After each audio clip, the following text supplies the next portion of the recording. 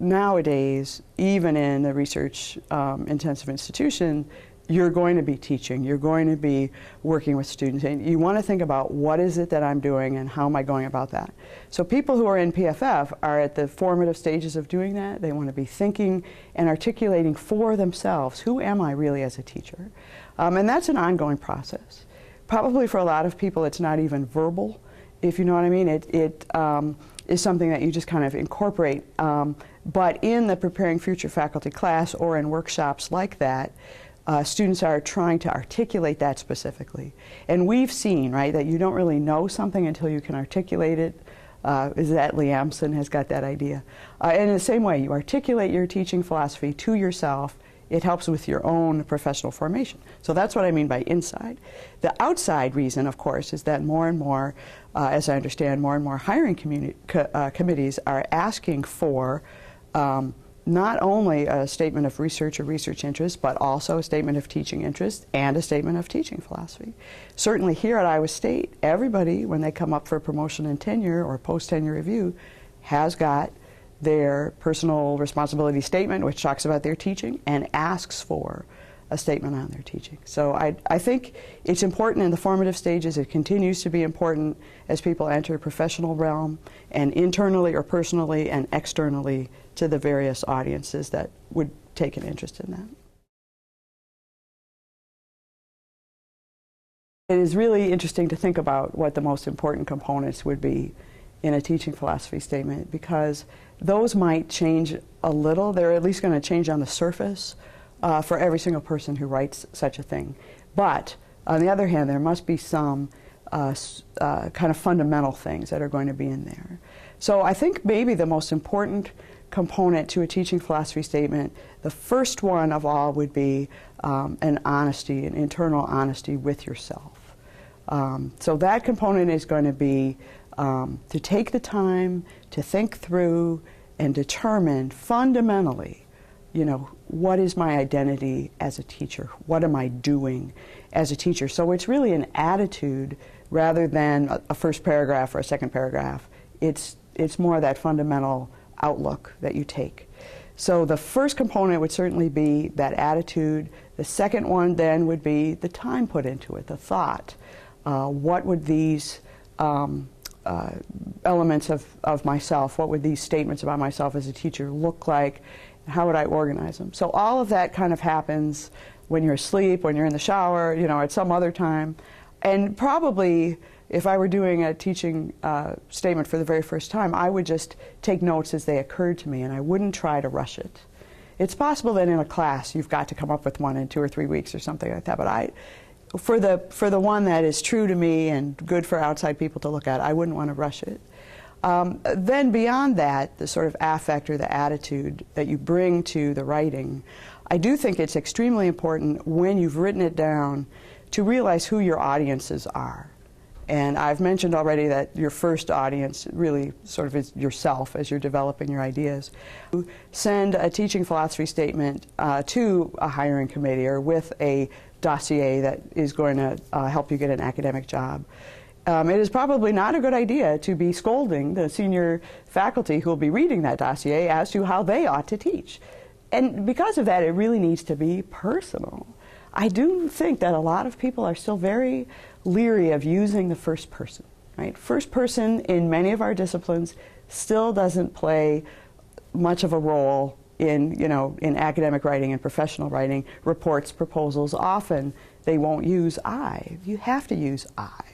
Not to tell people how everyone should teach, but rather how I do teach, or what thoughts, what insights I bring to my teaching. So not to sort of speak too globally or too generally. Teaching ought to be a blah, blah, blah, or teaching is an art and not a science. Maybe a little bit of that might be useful, but I would actually preface that. To me, teaching is an art and not a science, to make it personal and individual. I think that would both fulfill the inside audience that I was talking about before, and also appeal to the outside audience. Because after all, just as with cover letters or anything else, some things can be a turnoff. And that if there's an attitude of, I know better than you, or I know I'm 25 years old, but I really know all there is to know about teaching, that's going to be a turnoff to the external audience. So I do think people have to just really remember the fundamentals. Who is your audience? What is it that you're trying to do? But at the same time, be true to yourself.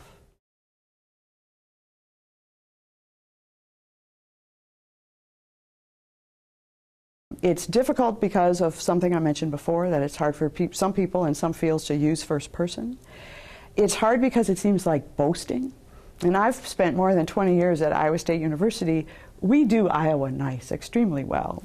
And people adapt our Iowa nice if they come here from all over the world. We don't tend to blow our own horn.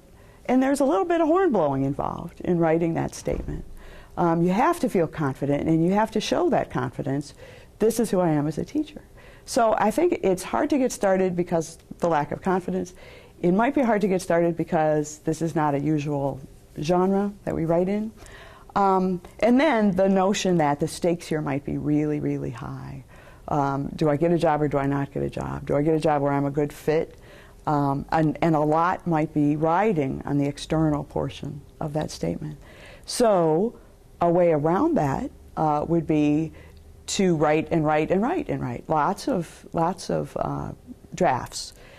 And I've used, since my earliest days as a teacher of English, you can do some things to kind of trick yourself. I'm not really writing my teaching philosophy statement because, look, I've chosen purple. You know, I'm typing in purple, and when I'm writing, it's not purple. When I'm writing, it's not all caps. When I'm writing, it's not Bodoni bold, or it's not italic, or something like that. And or it's 108 point, or whatever it might be that breaks through that initial kind of writing block that you have. To get something down on paper, it is so much easier to revise what you did than to do in the first place. So I think it's a combination of things. I have now written probably 3 or 4. I wrote one when I applied for the job at SELT. I wrote one when I applied for a job I hold now as faculty director of the honors program.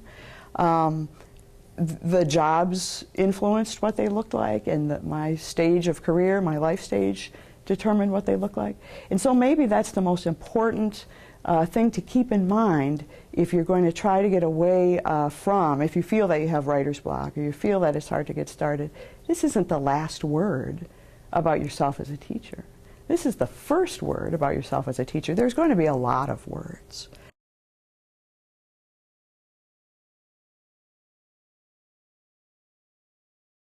Sometimes people have asked me, how do you get started writing a teaching philosophy statement? And I have talked to our Center for Excellence in Learning and Teaching about teaching philosophy statements as part of the broader teaching portfolio. Often, again, if students are at the beginning stages of an academic career, students who are in a preparing faculty program, are just beginning their teaching careers in general, as well as just beginning to create the portfolio and to create the teaching philosophy statement.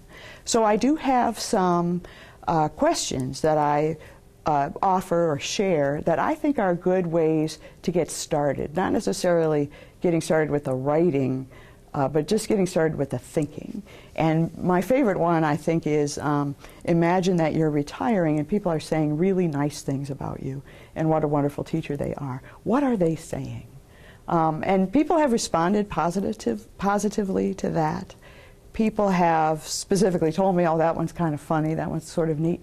It also helps you get around the notion of, I don't really want to say terrific things about myself. I feel a little awkward. I'm too Iowa nice to blow my own horn. But if you can imagine, what would they say in 2050 about what a great teacher you were? It's not me saying that. It's my imaginary students and colleagues saying that. And since they're imaginary, they can say whatever they want. And I'll just write it down. So there are little tricks like that. Imagine what people would say about you. Imagine that you've gone home to your partner, spouse, friend, and say, boy, I had a great day today teaching. Oh, really? Tell me about it. And just if you imagine that conversation, it might not work for everybody, but that's a sort of icebreaker internally that can work for me.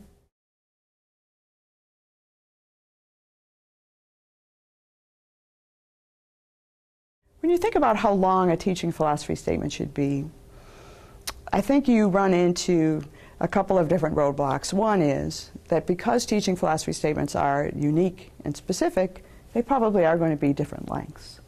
And a second element that makes that the answer to how long should a statement be difficult to answer is that I'm sure that in some fields, short and sweet is just absolutely appropriate, and in others, a more expansive discourse would be seen as more appropriate. I've had the privilege of having people share some of their promotion materials with me as I've gone through my career. And I've seen that in some of the natural sciences, for example, the teaching philosophy statement, and this is of not just a beginner, but someone who's advanced somewhat in the field, is probably about 10 sentences, maybe one paragraph, maybe two. Really not very long. It surprised me as someone who's in English as to just how brief that was. My very first one was probably a page, single-spaced. My most recent one, and as an associate professor of some years standing, was 2 pages, single-spaced. I can't imagine it being any longer than that. I think it should probably be shorter than that. So if people want a general, something to aim for in general, I would think a page, single-spaced. If it's a little bit longer because you're more expansive or you've had more experience or you have more specific things to say, I think that's fine. If it ends up being a little bit shorter than that, particularly because your discipline expects terseness, then I think that's fine too. I think that to a great extent you're going to share this with people. You don't simply put it in a drawer, lock it away, and this is my teaching philosophy statement, but why wouldn't you share drafts with people in your field, or if you're currently a student, you might share it with a faculty mentor, a chair of your thesis committee, or what have you. And I think they'd be able to give really field-specific feedback, particularly as to the length.